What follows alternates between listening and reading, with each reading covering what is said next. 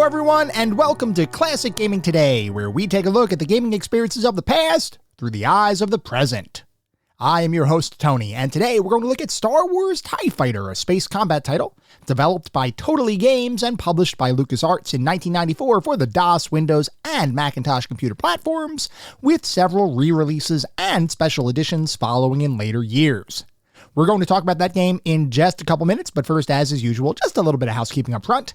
This is episode number 132. I'm excited to be here. I hope all of you are as well, because this is not just a normal episode. This is another Patreon-sponsored episode. This one is sponsored by Marek. Marek recorded a message for all of us to listen to about why Star Wars TIE Fighter means something to him. So Marek, take it away. Hello, everybody. I'm Jeremy, probably better known as Marek. And for my first sponsored episode, I decided on a game that has had an impact on my life even to this day, almost 31 years after its release. Back in 1993, when I was 14, my family went on a short trip to visit my uncle and aunt in Kansas. But I was mostly excited to hang out with my cousins. One who had recently started college and was working as a technical support agent for the then kings of all things PC audio, Creative Labs, aka Sound Blaster.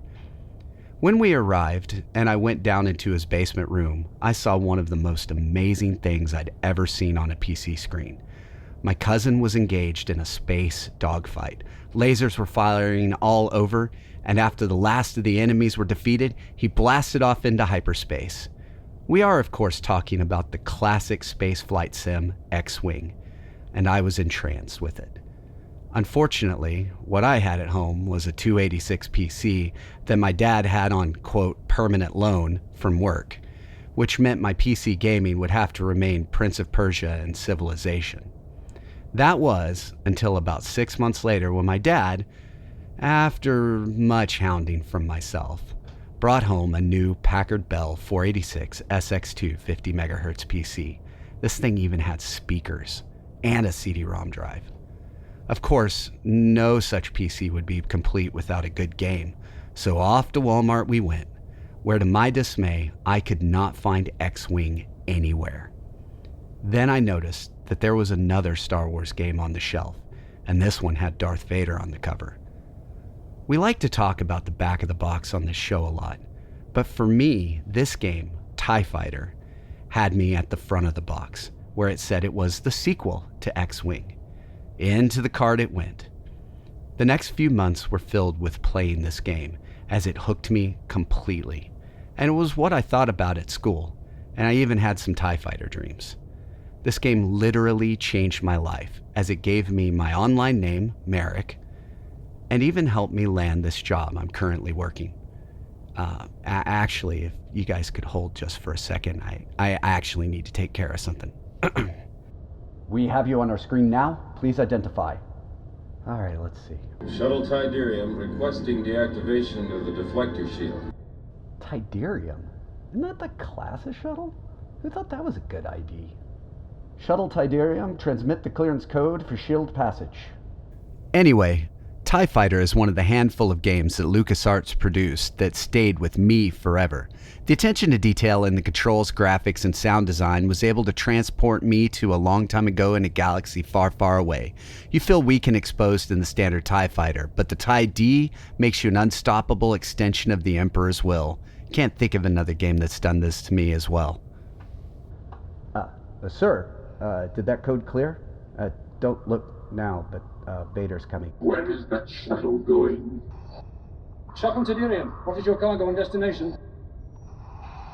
Parts and technical group, Forest Grove. Do they have a code clearance? It's an older code, sir, but it checks out. I was about to clear them.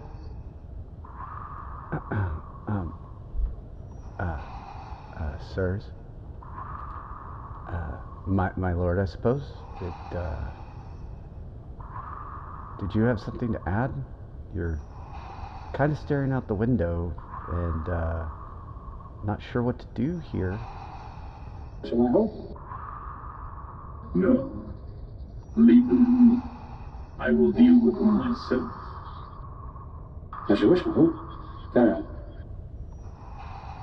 Whew. For a minute there, I thought he was going to field promote someone. Anyway, taking care of it now, sir. Shuttle Tidarium. Deactivation of the shield will commence immediately. Follow your present course. Well, Vader is staring off into space at that shuttle, and that can't be a good sign. Probably time to update the old resume. Not sure I'll include this stint on it, though. Despite all that, I really hope all of you out there take a chance to play what I would argue is the best space flight simulator of all time. Even better than Earth and Beyond. No, really. Enjoy the show. Until next time, this is Ann Merrick, signing off.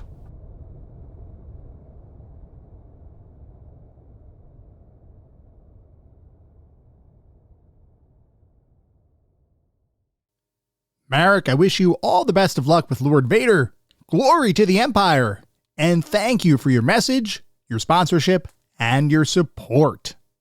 If you would like to sponsor a game or just talk about classic games and technology in general, I would love to hear from you, and there are a few ways you can reach out. I have an X account with the handle @ClassicGamingT. I have an email address, which is classicgamingtoday@gmail.com, and we have our Discord server. The link is in the show notes. Discord is the best way to get in touch with me and the rest of the community around this podcast. We have a ton of fun out on Discord. We do weekly and monthly gaming challenges, prizes, rewards, discussions. It is all out there. I highly encourage you all to check it out. I also highly encourage you to check out our Patreon. It is patreon.com/ClassicGamingToday. If you want even more Classic Gaming Today goodness, including a Patreon exclusive bi-weekly podcast expansion pack, patreon.com/ClassicGamingToday is where it's at. I'd also like to give a shout out to our Pantheon patrons. They are ISO, Rich Senewal, David Morton, Sam Twardowski, Sean Oliver, and Maximus Marshall, Steve Novoselic, Wendell Jr., and Marek. Thank you guys for supporting the show. Thank you all for supporting the show. Whether you contribute monetarily or simply listen on a regular basis, I truly do appreciate all of the support. For anyone who may be new, welcome. I'd like to take a brief moment to go over the anatomy of an episode because, for the most part, all of our episodes follow a very similar format and structure. We will always start by talking about the history of the game in question, the historical context, how was the game made, why was the game made, and then we move into a pseudo-review kind of section. And I say pseudo-review because it's not like we assign a numerical ranking or star counts or anything like that, but we do talk about every single game from several different perspectives. We take a look at the graphics, how does the game look, the sound and music, how does the game sound, the narrative and or story, if the game has one, playability and controls, and overall feel. What does it feel like to play the game today versus when it was released 20, 30, maybe even 40 plus years ago? We do all of that to reach a verdict as far as how well the game holds up today. And to do that, we assign each game to one of several categories. At the very top of our list is the Pantheon of Classic Gaming. If a game reaches the Pantheon, you know it is that darn good. It is a certifiable classic. You should go out of your way to play those games today. Just beyond the Pantheon are our golden oldies. These are still really good games. I still highly recommend you play them, especially if you enjoy the genre in which the game exists. You should have a good time. They're not quite Pantheon level, but they're still really worthwhile experiences, and I still highly encourage you all to play them today. Beyond the golden oldies, we reach our mediocre mentions. This is where we start getting into the realm of games that I cannot recommend to the broad game-playing population. They might have aged a little bit, might have had a couple of issues to begin with. You may still have a good time, especially if you enjoy the genre in which the game lives. By all means, give it a go. But I can't recommend these games to the broader population. And then beyond the mediocre mentions, we reach the footnotes. These are the games that are best left in the annals of history. I have played them, so you don't have to. I cannot recommend anyone play these titles today. They have either aged incredibly poorly, or they may not have been all that great to begin with. With that out of the way, we're going to start talking about the game of the day. That is Star Wars TIE Fighter.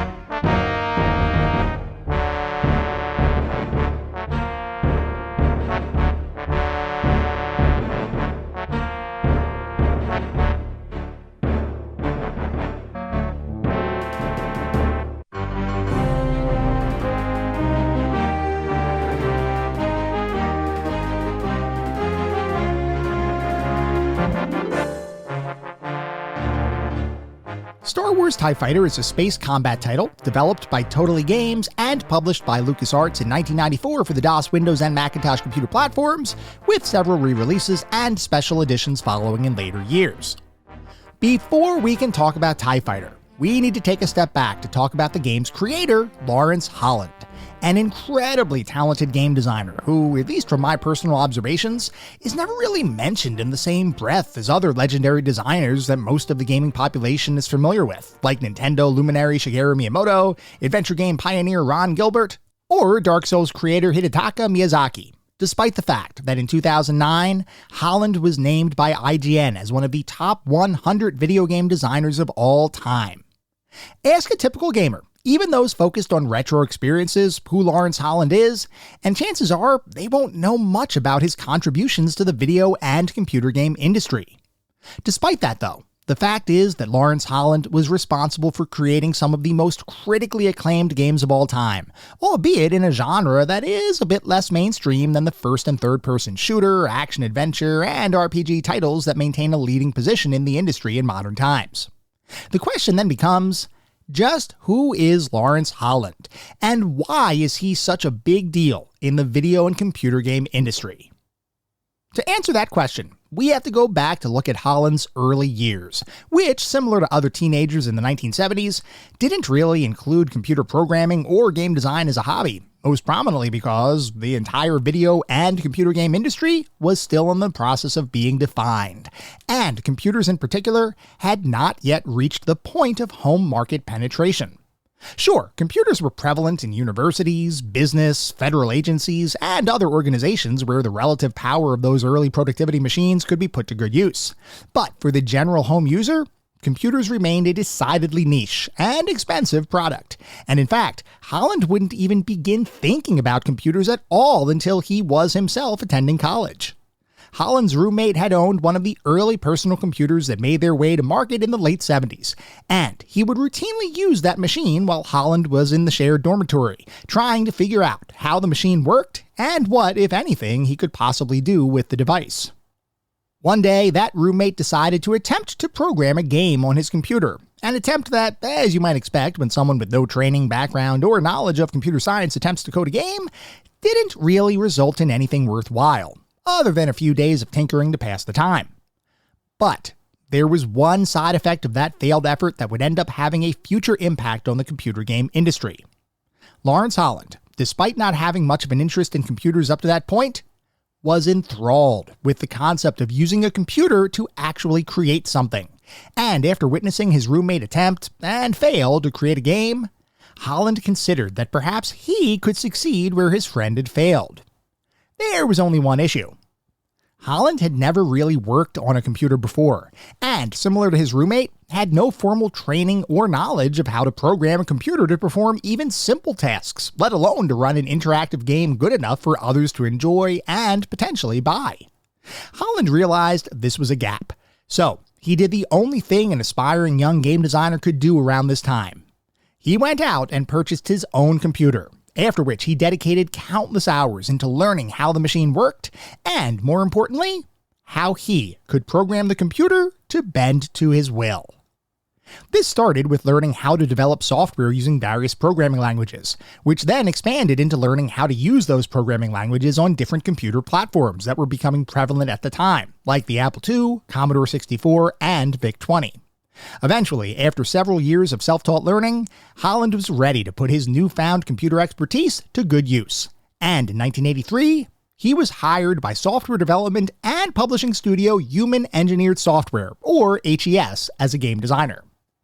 HES was itself a relatively new company, having gotten its start in 1980 when co-founders Jay Balakrishnan and Cy Schuster decided, on a whim, that they should get into the computer game development business.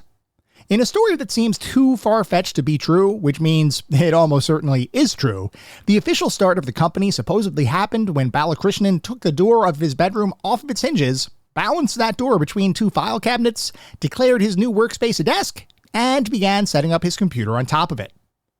Whether that story is really the moment HES was started or not, the fact is that over several years following its founding, the company would expand dramatically, eventually becoming the 10th largest computer software company in the world in 1984, which, just for comparison, means it was as big as Broderbund was at the time, which is likely a bit more of a recognizable name.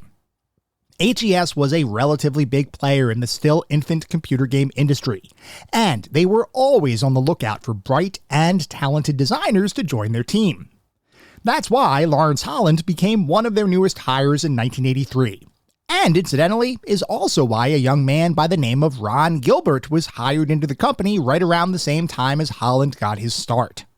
I always find it fascinating when different histories intersect, and the fact that both Lawrence Holland and Ron Gilbert got their start at the same company, HES, and would eventually be associated with a different company in later years, that being LucasArts, is one of those pieces of trivia that might never appear as a mainstream Jeopardy question, but is still interesting in its own right.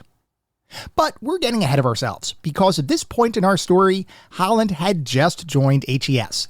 And in his new position, he was asked to begin working on a variety of different projects that in many ways went beyond traditional game design, and would instead demonstrate that Holland was a multi-talented individual capable of performing just about whatever task was set before him. While at HES, he would be responsible for programming and designing 3 games, those being Spike's Peak and Project Space Station, both of which were original titles, as well as a port of the popular arcade game Zaxxon to the Commodore 64, under the decidedly more superlative moniker Super Zaxxon. Now, if you're like me, the names Spike's Peak and Project Space Station probably don't register much in the way of recognition, though admittedly it's possible that more prolific Commodore 64 users might have more familiarity with those titles.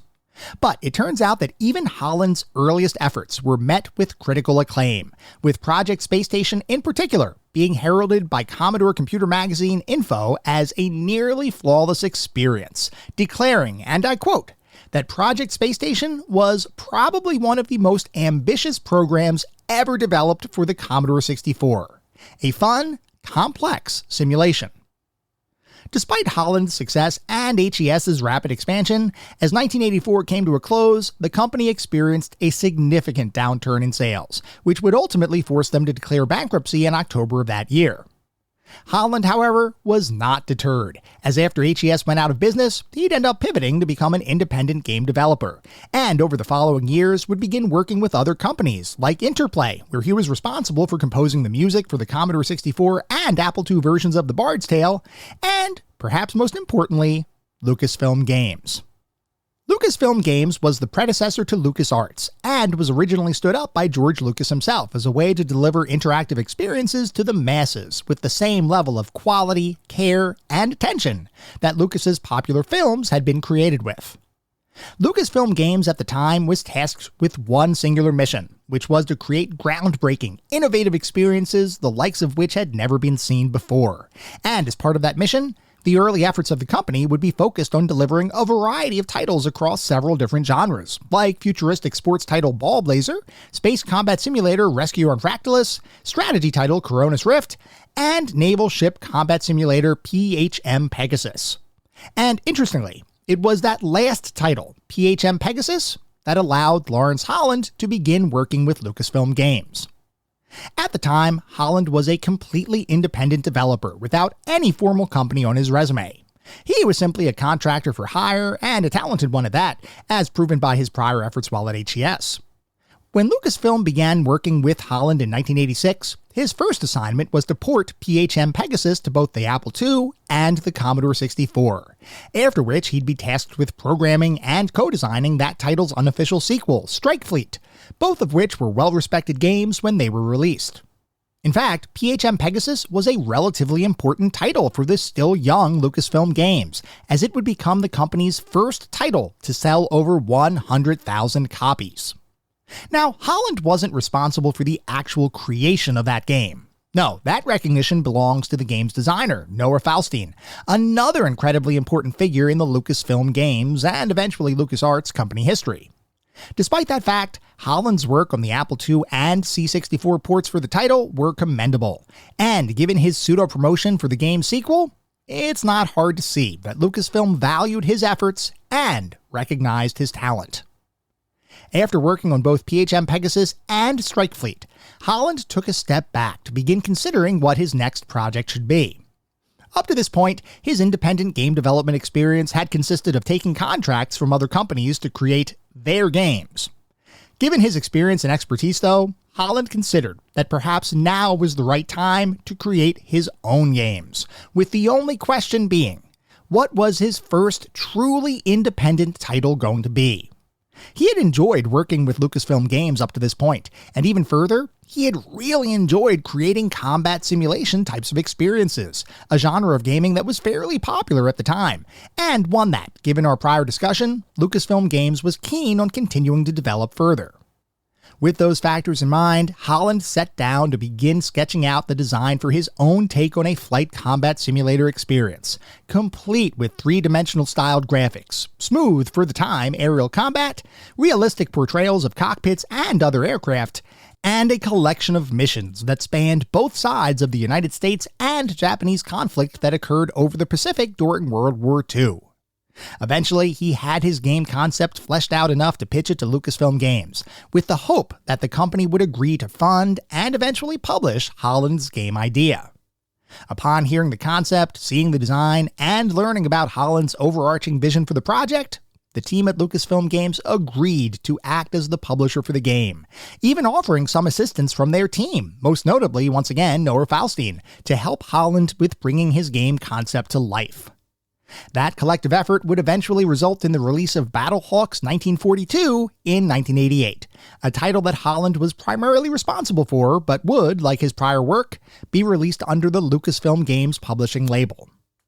To say Battlehawks 1942 was a major release in the aerial combat simulator genre would be an understatement, as it would receive significant critical praise upon its release, with numerous publications declaring it to be a 5 out of 5 star experience, and some going so far as to award the title a coveted Action Game of the Year recognition at the end of 1988. Battlehawks 1942 would have some pretty high-profile gamers who really enjoyed the title. And in an anecdote that must have been ridiculously surreal, I'd like to relay a story from an interview Holland would participate in many years following the game's release. Apparently, while he was working on Battlehawks 1942 at Skywalker Ranch, which was George Lucas's base of operations for his whole Lucas-related empire, Holland overheard two people talking about an early build of the game, and both were absolutely gushing about how good it was. Feeling proud of this unsolicited and overheard feedback, he turned around to see which of the Lucasfilm Games staff were so enamored with his forthcoming game. Well, it turns out those two individuals who were talking about how good his game was, even in an unfinished state, were none other than Steven Spielberg and George Lucas themselves. I can only imagine what that must have felt like, turning around to see two of the most powerful people in the entertainment industry declaring that your game was an amazing experience. The accolades and recognition didn't end there, though, as Battlehawks 1942 would also help to influence the creation of another flight combat experience that some of you may have heard of. Apparently, famed game designer Chris Roberts would eventually meet up with Holland at an industry event, where he declared that when he began creating the game that would eventually become the very first Wing Commander, the start of his space combat engine was effectively reverse engineered from the work Holland had completed for the Battlehawks 1942 engine. Holland, without even knowing it at the time, was inspiring the work of other game designers, and his work would influence, at least in part, some pretty popular video and computer game series. Anyway, Battlehawks 1942 was a runaway success, and Holland would follow that title up with two sequels, Their Finest Hour in 1989 and Secret Weapons of the Luftwaffe in 1991. Similar to Battlehawks 1942, both sequels would be incredibly well received, and would garner both critical praise as well as the respect and admiration of players around the world. Holland, over a period of just 5 years, had become one of the most bankable and talented designers of flight combat simulator titles in the entire industry. And as his own talents and recognition continued to grow, he would begin to expand from a one-person operation into a team of dedicated game developers, artists, musicians, and designers. Which is why, following the release of Secret Weapons of the Luftwaffe, Holland would decide to found an actual company to put a label to the collective efforts of him and his team. That company would be known as Totally Games. While Totally Games had next to no name recognition following its incorporation, the people that made up the staff of that company certainly had become recognized over the years as an incredibly talented group of game creators, and Lucasfilm Games, which as of 1990 was now known as LucasArts, wanted to continue working with that group to develop future titles. LucasArts recognized how talented Totally Games was, and they knew how much prowess they had in creating flight combat simulators, as evidenced by the last 3 games that they had developed under the prior Lucasfilm Games publishing agreement. The only question for LucasArts was, what could they collaborate with Totally Games on next? They could continue creating historical combat simulations, and likely continue to be successful continuing with that focus, based simply on the company's track record alone. But what if LucasArts and Totally Games could shoot for something bigger? Delivering yet another historically focused combat simulator was certainly a lucrative prospect, but even with the success of prior titles, the combat simulation market in general was not what anyone would consider mainstream, and LucasArts wanted their next joint title to be something that would reach and appeal to the mainstream market. Which is why, in 1992, LucasArts would entrust Totally Games with the Star Wars license, and ask them to develop yet another flight combat simulation experience. Only this time, the setting would be in a galaxy far, far away, as opposed to the very real past in Earth's own history. That licensing agreement, and the trust LucasArts placed in Totally Games and Lawrence Holland as its chief game designer, is what would eventually result in the creation of Star Wars X-Wing. Now, the curious amongst you might be wondering why the heck it took so long for someone to figure out that people would likely find enjoyment in piloting the various Star Wars spacecraft that had appeared in the 3 Star Wars films that had been released to date. Was it a question of technology, where the company believed that the computers of the time simply couldn't deliver a full-fledged Star Wars experience? Was it a question of market expectations, where the company didn't believe a Star Wars combat title would sell all that well? Or was it a question of resources, where the company didn't have the dedicated expertise to bring a meaningful and deep Star Wars space combat experience to life? Well, in reality, none of those situations applied. Instead, the reason that LucasArts didn't try to create a Star Wars-themed space combat title, or even further, the reason LucasArts didn't try to create any Star Wars games themselves up to this point, has to do with licensing.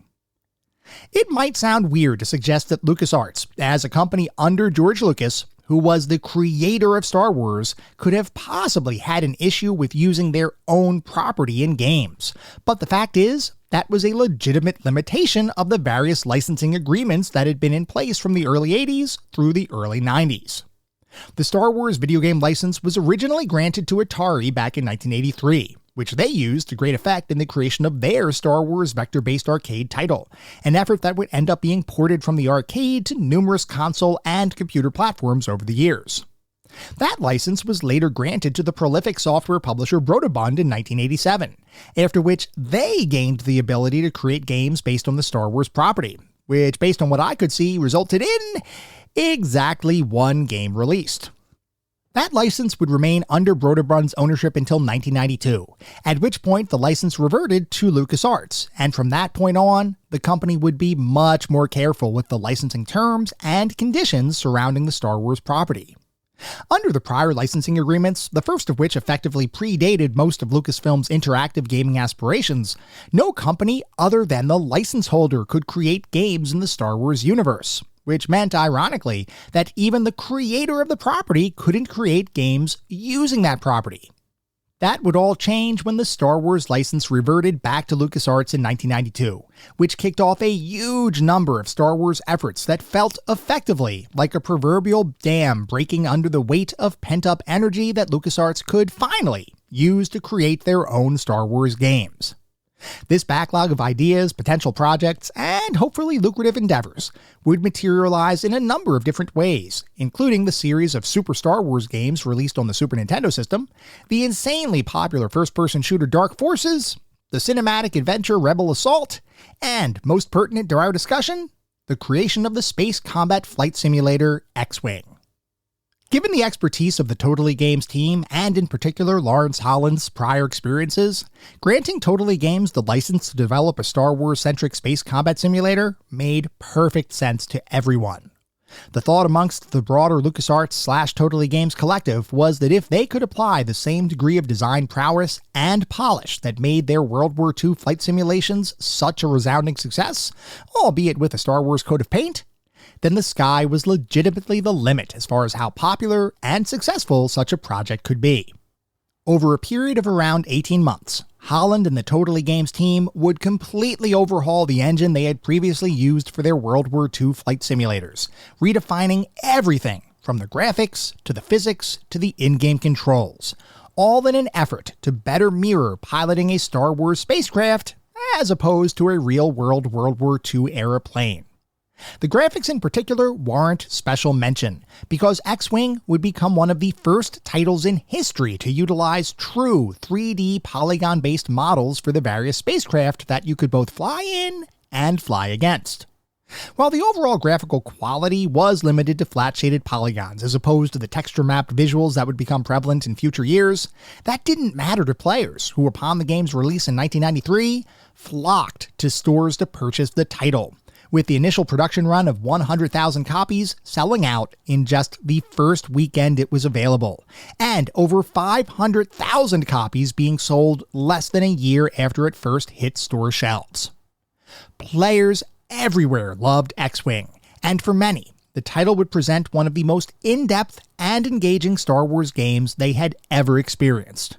Even the classic Star Wars musical themes, as composed by John Williams, would be included in the game, alongside original music composed by LucasArts' in-house trio of genius musicians, those being Michael Land, Clint Bajakian, and Peter McConnell, adding another layer of Star Wars authenticity to the title, which was itself bolstered through the use of LucasArts' proprietary sound engine, iMuse, allowing the game's soundtrack to tailor itself to the action on the screen, as opposed to being reliant on pre-recorded audio tracks that might, or might not, properly reflect the current scene playing out. X-Wing would mark the first time iMuse was used for a title that was not a LucasArts adventure, and while its implementation here was limited to various musical stingers that might accompany enemy aircraft appearing on screen, or a critical victory by the Alliance, the effect was no less intoxicating. For players around the world, X-Wing was one of the best Star Wars experiences ever created. Critics, meanwhile, felt the same way, with numerous publications declaring X-Wing to be one of the best flight simulation games ever made, certainly one of the best Star Wars titles released up to that point, and, in the eyes of many, a truly groundbreaking release in video game history.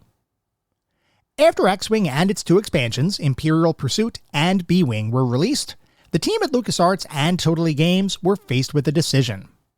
They had collectively struck gold once again, with yet another amazing flight combat simulation title, and one that received much more mainstream attention than their prior World War II-based efforts, driven primarily by the inclusion of the Star Wars license.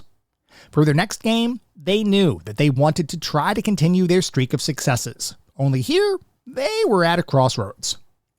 The Star Wars license was still ripe to be developed into future titles, and the team considered that they could make yet another rebellion-focused title, where the underdog heroes would save the day against insurmountable odds, and players would shut off their computers at the end of their play session, content that they had, ostensibly, saved the galaxy from certain doom.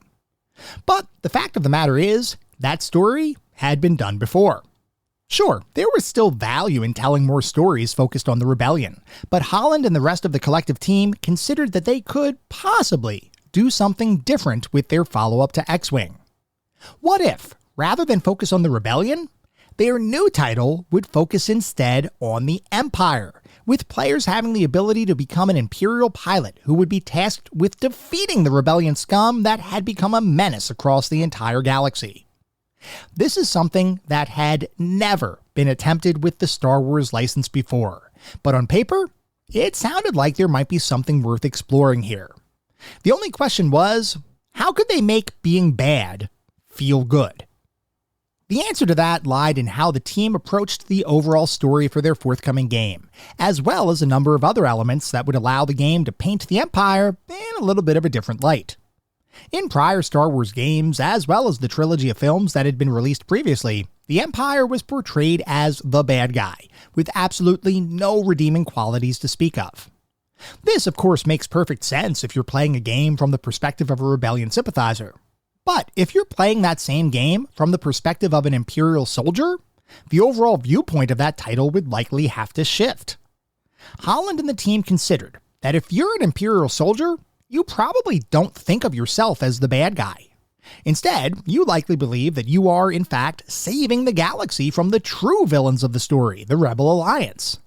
By restoring peace and order to the galaxy, you, as a member of the Imperial fleet, could crush the rebellion, and in the process, become the hero of your own Imperial-focused story. After conceptualizing this narrative, the team realized that this was absolutely the game they needed to create next, which is what drove the development of X-Wing's follow-up sequel, Star Wars TIE Fighter. TIE Fighter would feature a ridiculous number of improvements over its predecessor, with better graphics, sound, enemy artificial intelligence, spacecraft diversity, mission variety, and, perhaps most importantly, a truly unique story that had never been attempted in any Star Wars property up to this point. Even the game's music would be tweaked to reflect this whole the Empire is the hero perspective shift, with various themes that had previously been harbingers of doom, like the dreaded Imperial March, being turned into a heroic anthem, fit to be played whenever the player would secure an Imperial victory. TIE Fighter, more so than any Star Wars title released previously, was a major departure from what players expected when they heard the phrase Star Wars game, and was definitely a risky move on the part of the entire development team. Sure, they had the inherent talent to deliver amazing flight combat simulators. That had been proven time and time again.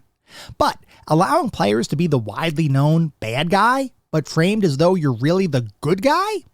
That was a wild card. Star Wars TIE Fighter would be developed over a period of 16 months, until finally, in July of 1994, it would be ready to release to the masses. The only question was, would this new Imperial-focused Star Wars space combat experience be as popular as its predecessor? The short answer to that question is no. No, it would not. No, Star Wars TIE Fighter would not be as popular as X-Wing.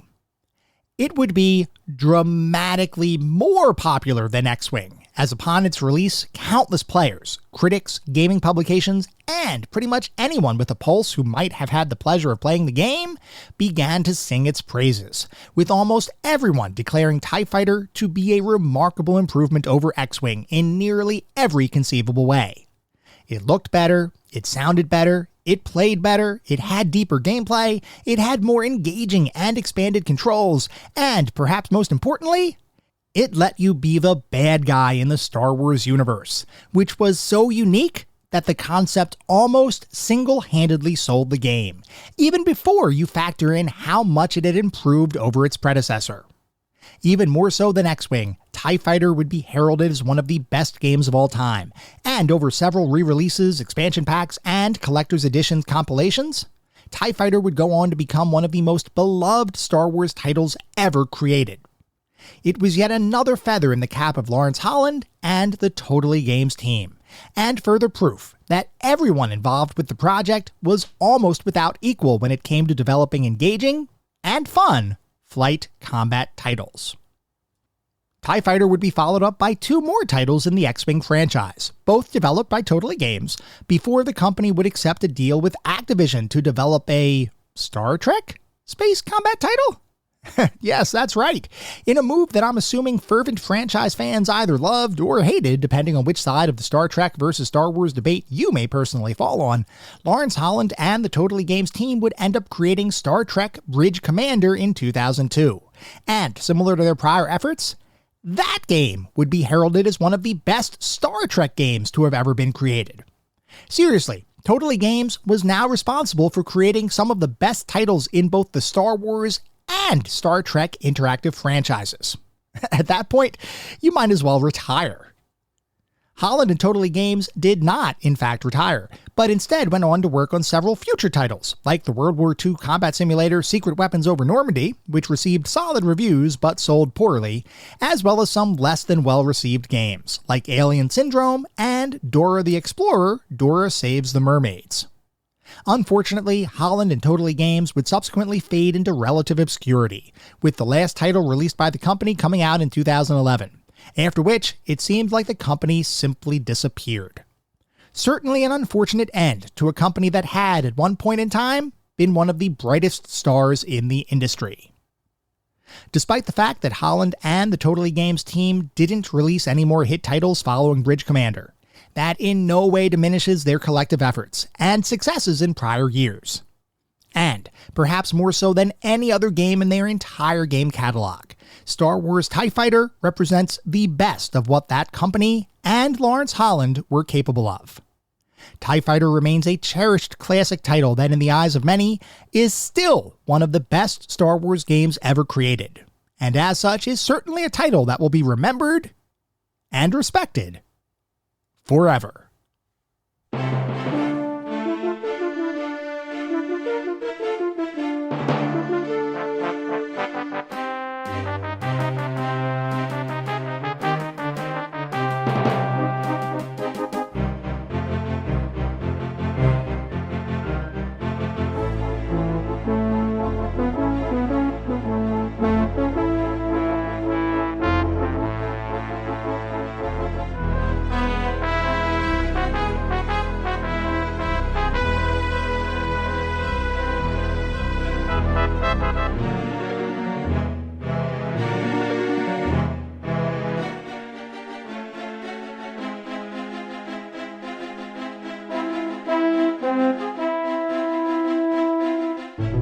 We are now going to shift to start talking about what it feels like to play TIE Fighter today versus when it was released over 30 years ago.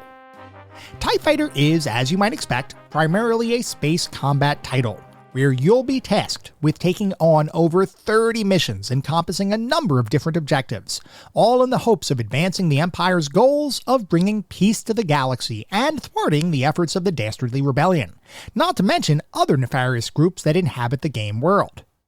Along the way, you'll fly a variety of Empire-centric spacecraft, including the TIE Fighter and its various alternative and advanced designs, learn how to best use the various technologies built into the Empire's ships, and hopefully emerge victorious and prove your worth to Darth Vader and eventually the Emperor himself.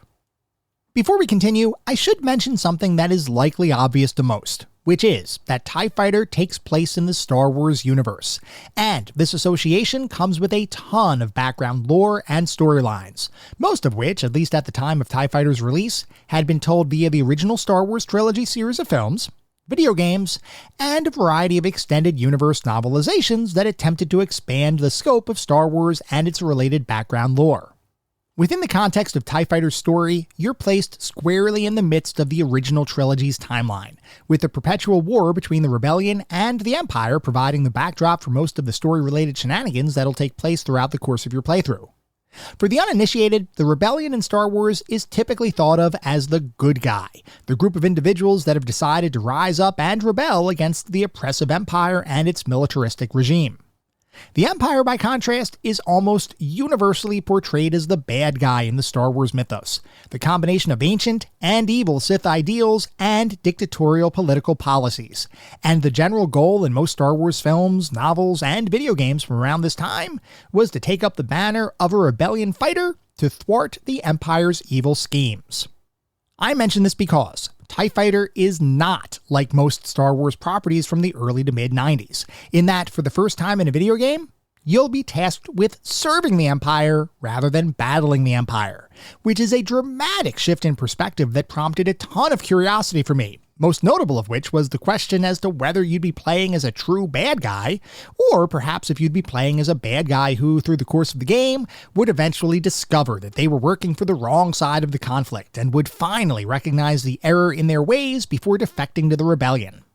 And I admit, I wasn't entirely sure how the game's story and overarching plot would be structured when I first sat down to play the game for this episode of the podcast, because I had only very limited exposure to the game from back when it first released, which means, for all intents and purposes, playing TIE Fighter for this episode was effectively the first time I truly played the title. I assumed that the game would simply let you play the bad guy, which is usually an interesting framework for a game, especially because most of the time, games are designed to make you the hero. They don't typically give you a true bad guy experience. And when I began playing TIE Fighter, I figured that's exactly what I would be getting. a Star Wars-themed bad guy experience. I assumed that I would be carrying out various evil missions for the Empire, like taking hostages and killing civilians, simply because I was conditioned to believe the Empire was evil, and therefore couldn't possibly have any goals outside of, doing evil things. Once I started playing, though, I began to see an entirely different side of the Empire, one that was focused on galactic peace and prosperity, not war and conquest. As I received various missions from my commanding officer and completed peacekeeping excursions into star systems far and wide, I realized that the Empire has been wrongly portrayed in the media for decades. These weren't the bad guys, these were the good guys. At no point was I tasked with taking civilian hostages or attacking ships with innocent passengers. No, my orders were all focused on making sure the galaxy remained a habitable place for all of its citizens. And over the course of my playthrough, I'd do my part to serve the Empire and make the galaxy a better place to live, including helping to defuse a civil war, striking down law-breaking rebellion warfighters, bringing traitorous rebellion sympathizers to justice, and even thwarting a coup that could have potentially resulted in the Emperor's assassination. True good guy quests. I achieved all of those objectives, as well as many other accomplishments, as I continued to improve my own piloting skills while proving my worth to my superiors. Glory to the Empire. Now, I know some of you might be thinking that I have a severe case of Empire-induced Stockholm Syndrome, but I mention all of this for one reason. TIE Fighter, despite being primarily a quote-unquote bad guy space combat experience, is a surprisingly story-heavy game, and that story is presented to you in a more nuanced way than I would have ever expected. You know how most games that let you play the bad guy make it pretty obvious that you are in fact a bad guy? Whether that's shooting small animals, killing innocent people just because, or blowing up entire towns of friendly computer-controlled characters, most games are very clear about the fact that you are a bad person doing bad things. Well, that's not the case at all with TIE Fighter, as you're presented with a story and situations that feel 100% grounded in the fact that at the end of the day, the Empire truly believes that they are the good guys in the story. And as a result, as you play the game, you start believing that you're actually the good guy here. Years of rebellion conditioning has made it so that I know the Empire is not the altruistic political party it's presented as in the game, despite the game telling me a contrary story. But this more nuanced approach to bad guy gameplay is surprisingly effective at making you care about the missions you'll be attempting throughout your playthrough.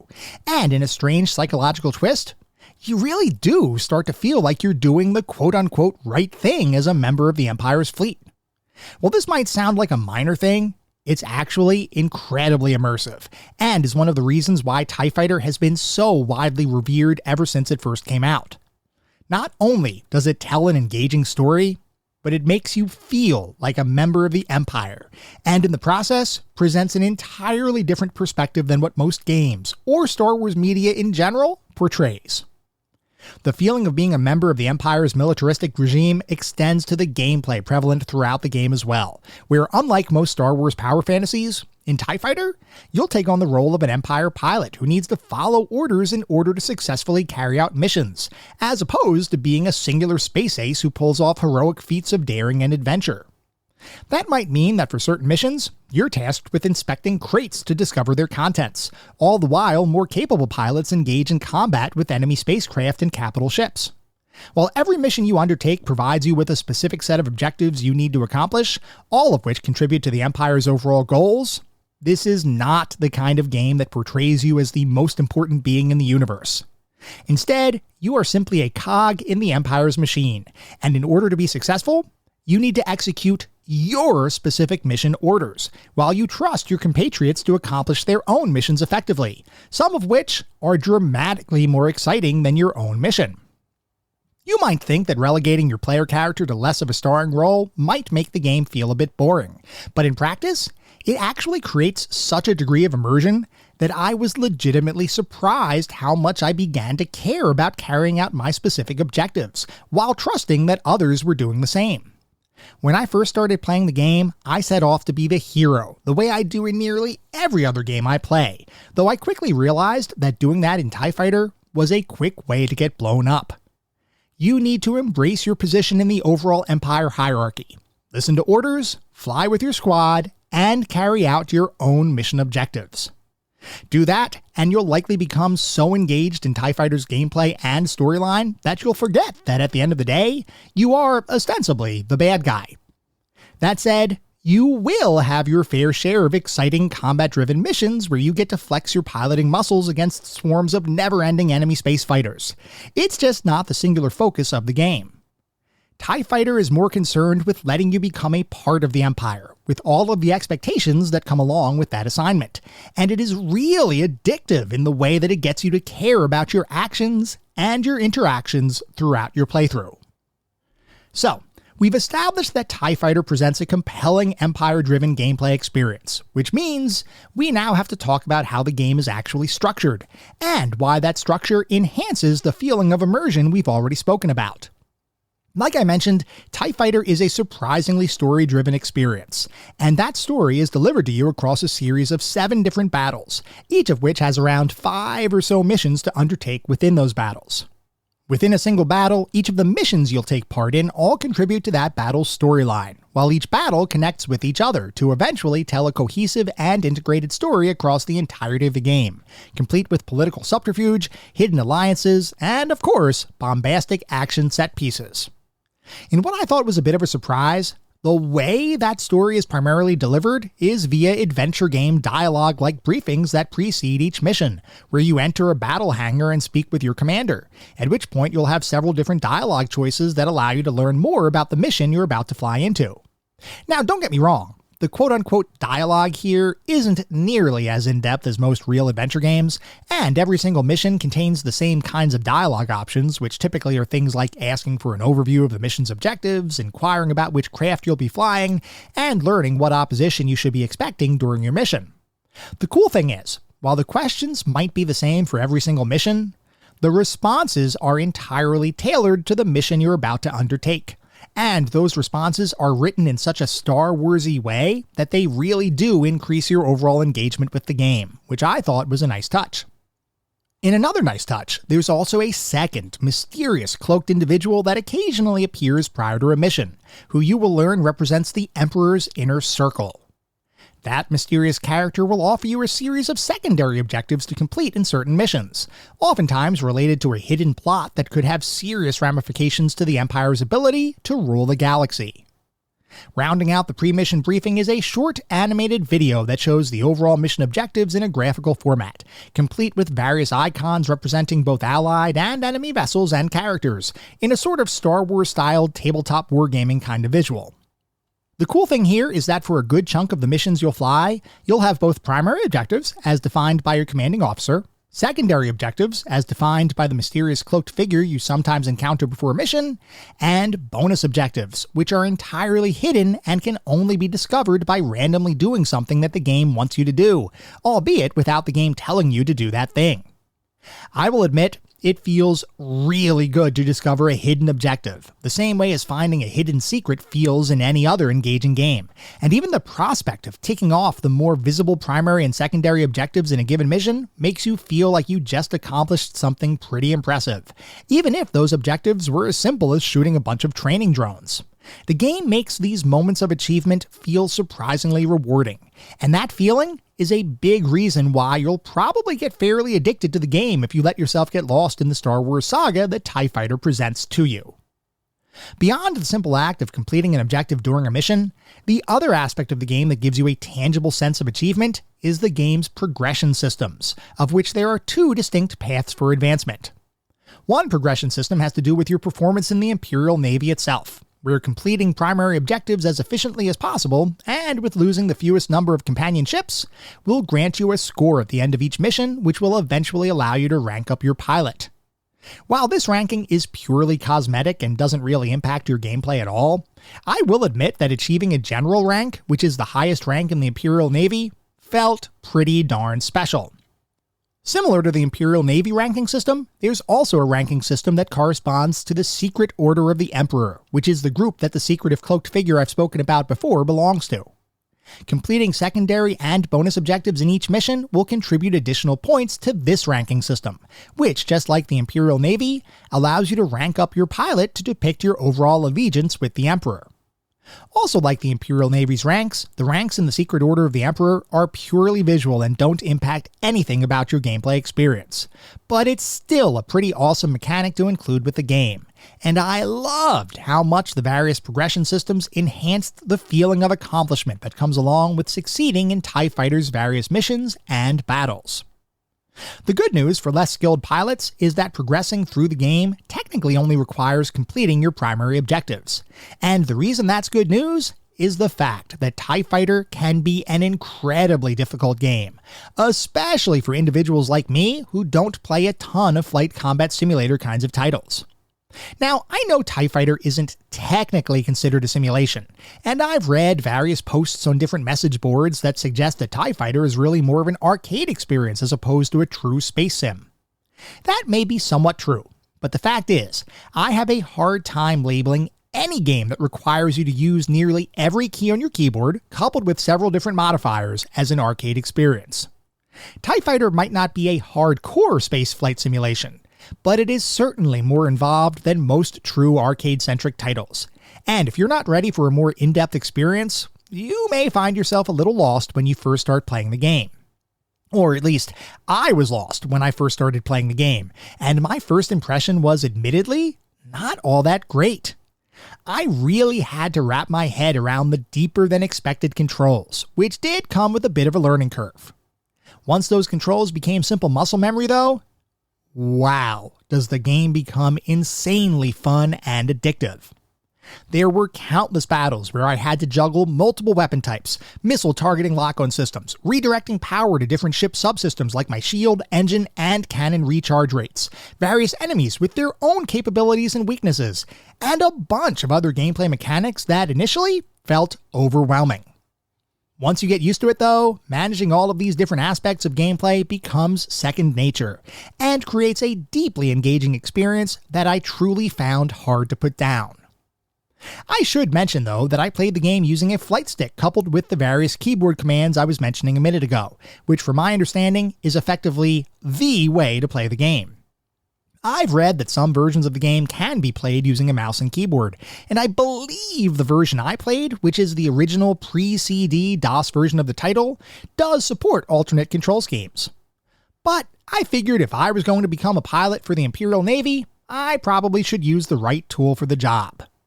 I mention this to say that all of my impressions of TIE Fighter's gameplay are based on using a flight stick for controlling your spacecraft, and it's entirely possible that anyone attempting to play the game without a flight stick might have a different perspective.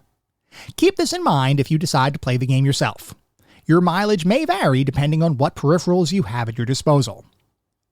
That being said, even with a quality flight stick, and even after becoming proficient with all of the keyboard commands and various control shortcuts, I can guarantee you'll still find the game to be really difficult at various points, most prominently when you're attempting to accomplish certain missions' secondary and bonus objectives, which from my perspective can really stretch your skills to the limit. I freely admit that there were some missions that I simply accomplished my primary objectives and called it a day, mainly because the secondary objectives could occasionally be really challenging to complete, and didn't ultimately impact my ability to advance throughout the subsequent missions and battles that the game would throw at me. I appreciated this loosely defined structure that allowed for progression without perfection, as otherwise I could see a ton of people, myself included, becoming frustrated with the game. As it stands, I did occasionally become frustrated with certain missions that presented an unexpected difficulty spike, though any time I faced a seemingly insurmountable challenge, it was just because I hadn't figured out the appropriate sequence of events to take to ensure mission success. And actually, if I were to have one critique about the game's mission structure, it would be that every individual mission plays out the same way every single time you play it, without any variability to the sequence of different events that occurred during that mission. This can be beneficial if, say, you're trying to prevent an enemy ship from escaping, and you know that at the 5-minute mark, it will always attempt to enter hyperspace.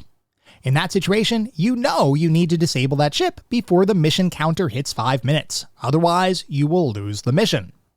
But on the other hand, this also creates a situation where accomplishing a given mission requires performing specific tasks and actions in a specific sequence, which can make it feel like you don't have as much freedom or autonomy to tackle different missions in unique and innovative ways. This really isn't a huge deal, as the simple act of figuring out how to complete an individual mission, even within the confines of what the game expects, is still really engaging and fulfilling. It's just not quite as advanced as later games that allow players to tackle challenges in a variety of different ways, as opposed to a default approach that the game expects you to take. Regardless of that minor critique and the unevenness of the game's difficulty at times, the fact is that TIE Fighter is incredibly engaging, and there is a ton left that we still have to talk about, like what the game's interface looks like, how different spacecraft feel to control, and whether it's ultimately worth it to fire up the original version of TIE Fighter in 2025. Before we get to that discussion though, as we always do, we have to take a look at the back of the box, because, as you all know, I love looking at the back of the box for these games. I love learning how different companies marketed their titles, especially in the era of gaming that we typically look at. Back then, we didn't have a pervasive internet. We didn't have YouTube to look up gameplay videos. Back then, all we had was word of mouth from family and friends, reviews we may have read in magazines, and what the box looked like in the actual store. Did the front of the box make the game look cool? If so, we'd pick it up. Did the back of the box make the game sound cool? If so, we might purchase it. If not, back on the shelf it would go. So, for Star Wars TIE Fighter for the MS-DOS computer platform, the back of the box says, "Serve the Emperor, join the Imperial Navy, and save the galaxy. Pirates raid interstellar traders. Terrorists threaten the galaxy. Through their treachery on Yavin, the alliance of rebels and other criminals has threatened the very foundation of the Empire. As an Imperial Navy starfighter pilot, you will safeguard imperiled lives throughout the galaxy. Only the Emperor can save us from total chaos and destruction. Join his cause in eliminating this rebel uprising as the Empire strikes back. The dark side beckons you." And there are a ton of bullets talking about features of the game. They are enhanced 3D graphics of Imperial and Rebel starfighters, plus a multitude of new spacecraft. Customize game difficulty from Rookie to Ace to match your skill level. Exclusive Secret Society of Elite Pilots lure you with political intrigue. Compelling storyline loaded with spectacular cinematic cutscenes. Prove yourself worthy in the Imperial Training Simulator and Virtual Combat Chamber. New iMuse soundtrack based on John Williams' original score, plus extensive speech and digitized Star Wars sound effects in stereo. Over 50 brand new adrenaline-pumping missions you can fly non-sequentially. Improved interactive mission briefing with texture-mapped graphical display. Expanded weapon systems with ability to reload during missions. Climb into one of 6 Imperial starfighters: TIE Fighter, TIE Bomber, TIE Interceptor, TIE Advanced, Assault Gunboat, and a new, secret TIE Starfighter. Pilot Datapad lets you change game settings, view medals and service records, and select backup options. Includes the Stelly Chronicles, the exciting new Star Wars novella. And then there are some screenshots on the back of the box, and yep, this one sells me entirely. Now, I should mention that I'm not the kind of person that plays a ton of combat simulators or flight simulators and kind of stuff. So even though this box totally sells me, I don't know that I would have necessarily picked it up back when it first came out. And in fact, I did not pick it up when it first came out. I believe I played a version of the game a few years after release. Well, I mean, I know I did. I just can't remember how I came to acquire that version of the game. I can't remember if it was via a compilation that might have been released or a demo disc or something like that. But I will say the box by itself absolutely sells me on the title. The fact that I am not the biggest simulation gamer probably makes it so that I may not have necessarily dedicated the time or focus to playing the game back when it first came out. Of course, that is not a problem for today because I did in fact play the entire game and I have even more thoughts. We're going to talk about the specific aspects of the game now, and we're going to start by talking about the graphics. Though I do have to say, before talking about TIE Fighter's graphics, we need to draw a distinction between the interface-based visuals and the game-based graphics, because both of those aspects of the game's visual appearance contribute to how it feels to play the game, and both warrant their own discussion. To start, let's talk about TIE Fighter's main in-game graphics, meaning the way the different objects, vehicles, and characters that inhabit the game world look while playing the title. TIE Fighter's graphics from this perspective are a bit of a mixed bag, and once again, I am talking about the original DOS version of the title, which is undeniably the version of the game with the barest bones graphics out of all of the TIE Fighter editions and re-releases. With that version of the game, you get a fairly convincing three-dimensional space-based environment, and each vehicle and spacecraft that you either fly or fight against all look similar to the versions of those crafts that you might have seen in any number of Star Wars films. From that perspective, the game is a faithful recreation of the Star Wars universe. That being said, the graphics for pretty much everything in the game world are all pretty simplistic, with the equivalent of flat-shaded polygons constructed to look like Star Wars spacecraft, as opposed to a more detailed texture-mapped version of those iconic ships. This is purely a function of the time that the game was made, and I do have to give the game's artists a lot of credit, as TIE Fighter is effectively a three-dimensional title without any degree of 3D accelerated graphics, meaning it was fairly advanced for the time in which it was released. Creating a true 3D space in a fast-paced space combat game in the early to mid-90s was not easy, especially if you wanted to maintain any degree of playable performance, so it doesn't really surprise me that the game's visuals would suffer a bit as a result. Everything in the game is still 100% recognizable as Star Wars. It's just a bit less detailed than what I would have personally hoped for, especially considering some of the graphics that made their way into later re-releases and special editions of the title. If we take a look at the internal cockpit of each spacecraft that you can fly in, though, the story changes fairly dramatically, as each of those user interfaces look like they were ripped right out of a Star Wars film, complete with various instrumentation and display readouts that make you feel like you're really flying in a TIE Fighter, TIE Defender, or any number of other vehicles that you'll have at your disposal. The cool thing here is that each craft's interior looks visually distinct from one another, despite sharing some common interface features like a couple of radar displays of what's behind and in front of you, a shield display that shows how charged or discharged your shield is, and a current target window that shows you information about the vehicle you currently have targeted. The fact that I could tell at a glance what ship I was piloting just by looking at the interface around me was awesome, and showed an attention to detail that made me that much more immersed while playing the game. Outside of space combat, the pre-mission Imperial base and the characters you interact with on that base all look phenomenal, with excellent details embedded within the environment and awesome large character artwork that reminds me just a bit of the Secret of Monkey Island Scumbar pirates. The graphics outside of space combat were truly top-notch, and I loved the details that were included in the slower-paced portions of the game. Overall, the visuals in TIE Fighter are mostly great, with my only critique being that the game does show a bit of its age in the space combat portions of each mission, specifically the way different spacecraft have less detail than I would have preferred. Still, for fans of Star Wars, there's just enough detail here for your imagination to fill in the missing pieces. And other than recognizing that technically the game has older graphics, while playing the game, I never really felt like I was missing out on anything. Considering when the game came out, the art team should be commended for making the game look as good as it did, especially when you factor in the fact that the game was a full 6 Degrees of Freedom 3D experience. Moving on to the sound and music, unlike the graphics, which show their age just a little bit, the music in TIE Fighter is stellar and timeless, owing largely to the fact that every song in the game is either a MIDI version of or heavily inspired by John Williams' iconic Star Wars score, which I must say is absolutely awesome.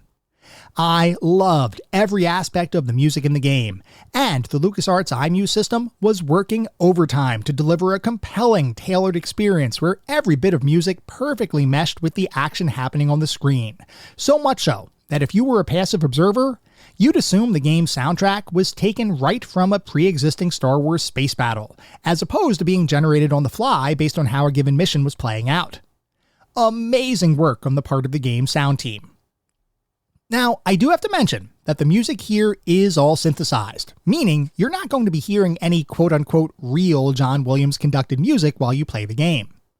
I recognize that MIDI-based music is not everyone's cup of tea, with some individuals preferring the sounds of real instrumentation over computer-generated synthesis. And while I personally enjoy a good orchestral soundtrack as much as the next person, I also have a soft spot for MIDI, born out of the fact that I grew up with MIDI-based soundtracks. So for me, the music in TIE Fighter definitely works. Interestingly, and just for your awareness, I have no personal experience here, but I've heard that the versions of the game that do in fact use CD audio from John Williams' Star Wars score actually sound worse than the MIDI-based versions of the game, primarily because the iMuse system wasn't used for those CD-based game versions. This meant that the tailored aspect of the soundtrack that featured so prominently in my playthrough is absent in CD audio-based versions of the game, which is truly a shame. I love John Williams' Star Wars compositions, and I think listening to John Williams' score while blasting a ton of rebel scum out of the galaxy would be simply amazing. But if the music didn't really match the action on the screen, which I have heard is the case, that'd ultimately be a less immersive experience. And that's why, despite the fact that MIDI doesn't technically sound nearly as good as, say, the London Philharmonic Orchestra playing the Imperial March, the music in TIE Fighter is still an amazing addition to the game. Sound effects, meanwhile, are perfect, and 100% mirror the sound effects you'd expect from Star Wars, with the appropriate laser blasts and ship whooshing sounds being perfectly recreated here. Even the voice acting, which is admittedly limited to only a handful of lines in the DOS-based version of the title I played, all sound great, and mimics the qualities of the actors that would have otherwise starred in related Star Wars films. Of that voice acting, Darth Vader's voice warrants particular mention, as it was pretty darn close to James Earl Jones' performance, which was definitely great to hear. Other known characters like the Emperor all sounded good as well, and I appreciated how much care was taken in including strong voice work in the title, even if it was limited in the non-CD versions of the game. Overall, the auditory environment in TIE Fighter was exceptional, and I have next to no complaints about any of the music, sound effects, or voice acting in the game. Moving on to the narrative and story, we've actually talked a fair amount about the story for the game already, which involves you taking on the role of an unnamed pilot in the Imperial Navy who, over a series of multiple battles and missions, is tasked with serving the Empire and following the orders of your superior officers. Like I mentioned earlier, the coolest aspect of the story as it's presented in TIE Fighter is the fact that you have the opportunity to play as the Empire, the group that has historically been portrayed as the bad guys in the Star Wars universe. But in this case, the Empire is actually presented as the good guys, an interesting twist on the traditional Star Wars formula that serves to immediately increase your curiosity and engagement as you begin playing the game. As you complete various missions and battles, you'll start to uncover a deeper and connected narrative, which ends up spanning the majority of the game. While each battle does have a focused story, which is told through the various missions, cutscenes, and in-combat dialogues that occur as you play the game, I really appreciated the fact that the game was able to connect what were seemingly individual plots into a fulfilling narrative arc by the time you finish the game, and I especially enjoyed how the stakes continued to raise higher and higher with each mission.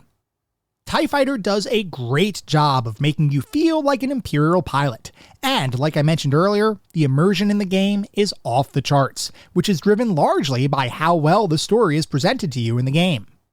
Overall, no complaints at all from a narrative perspective. The story here is excellent, and is certainly much better than a game focused primarily on space combat has any right being. Seriously awesome effort on the part of TIE Fighter's writers. Moving on to the playability and controls, we could talk a long time about the controls for the game, because there are a ridiculous number of keyboard shortcuts, interface interactions, and in-ship systems to juggle as you play the game, which for an inexperienced player like I was, will almost certainly feel a bit overwhelming at the start of your playthrough. I admit, as I sat down to play TIE Fighter, I expected a bit more of an arcade-like experience, with maybe a few hotkeys to worry about, but nothing super deep. This, it turns out, was a completely false expectation, as TIE Fighter is, from my perspective, certainly deeper than I realized. Now, I'm not going to go into every single aspect of the game's controls, because that would definitely be a bit excessive. What I will say though is that the controls for TIE Fighter are pretty darn comprehensive, with keyboard shortcuts associated with various methods for targeting nearby enemies and allies, instructing your wingmen to perform various actions, managing your ship's speed, shields, lasers, and missiles, and navigating various other screens to help you with your overall situational awareness while you're in a mission, like a damage report for your ship, an in-game 3D space map of your current mission, and a mission objective screen. There are so many controls and shortcuts here that I can't imagine anyone would be able to figure out all of the different commands the game provides to you without using a keyboard shortcut reference, which luckily the game did come with, assuming you have a boxed copy. If not, there are plenty of digital versions floating around online, and I highly encourage you to print one out if you're considering playing TIE Fighter for any appreciable length of time, because you will need it. I kept my shortcut sheet next to me for the majority of my playthrough, and even considered laminating it, though as you play the game, you will undoubtedly begin to memorize your most used shortcuts, and in fact, even though the game provides a ton of different potential commands, there are really only a handful that you'll end up using the majority of the time. For me, those ended up being the various targeting hotkeys, the match speed shortcut, which lets you match the speed of your ship with your current target, the shield and laser recharge rate toggles, which diverts power from your engines to either your shields or lasers to improve how quickly they charge, and the redirect energy from cannons to shields hotkey, which lets you reduce the overall stored charge for your cannons to your shields, assuming your ship does in fact have shields to begin with.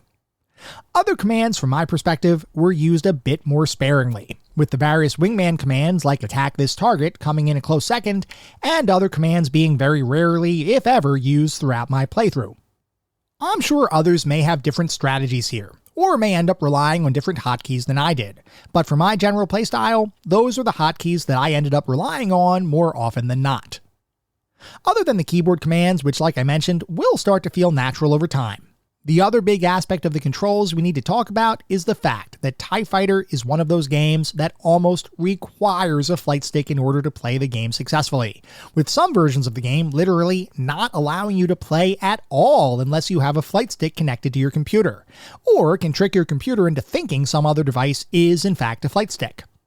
This can be a bit of a mixed bag, because I don't know that a joystick is one of those things that many gamers have in their collection of peripherals nowadays, unless you're already into flight and space simulators.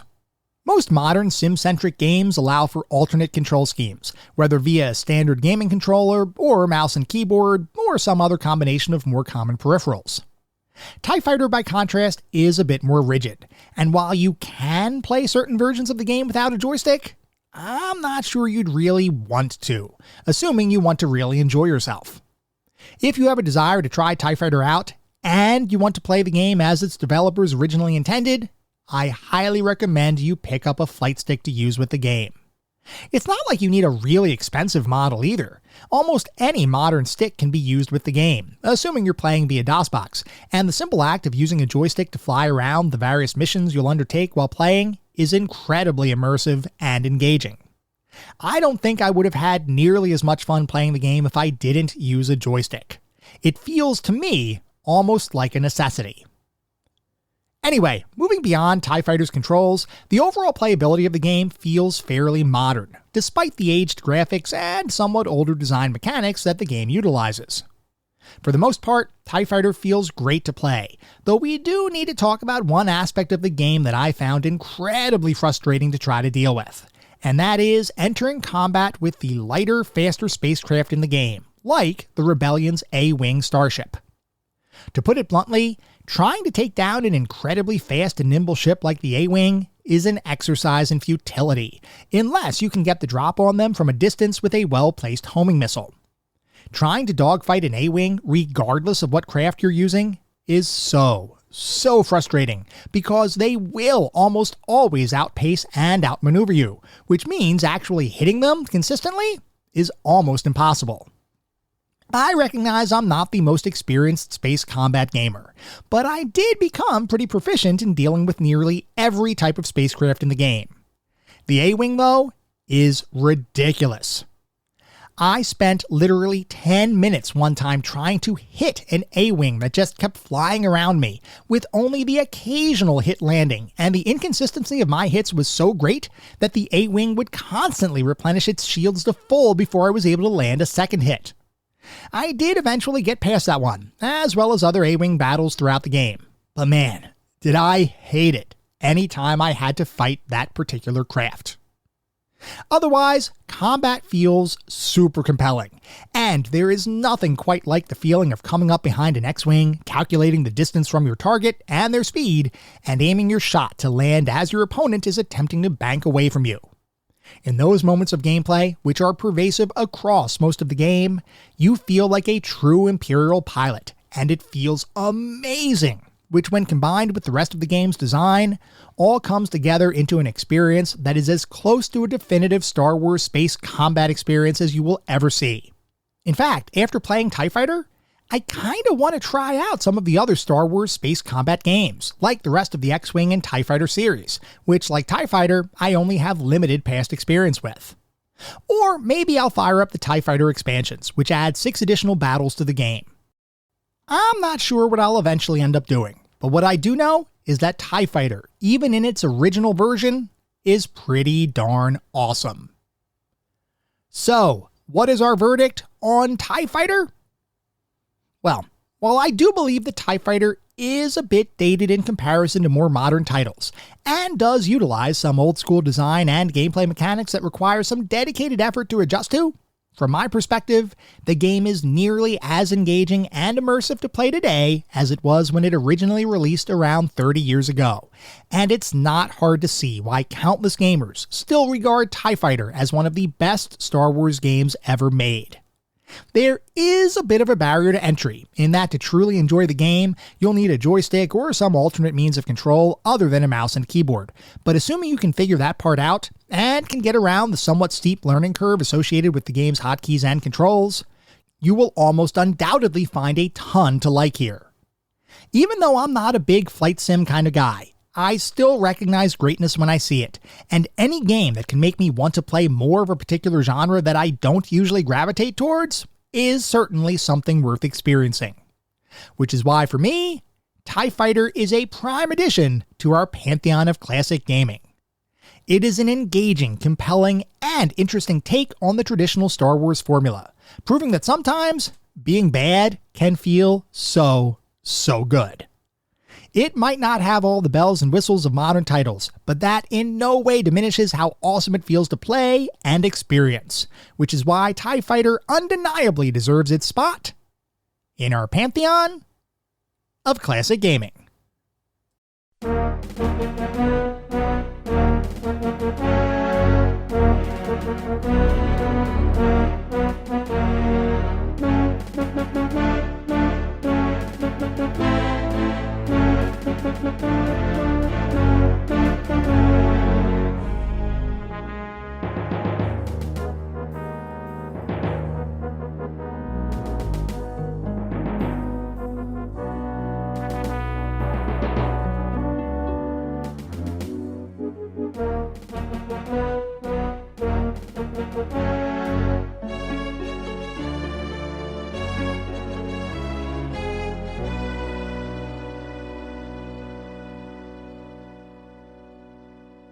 That was our episode on Star Wars TIE Fighter. I hope you all enjoyed listening to it as much as I enjoyed creating it.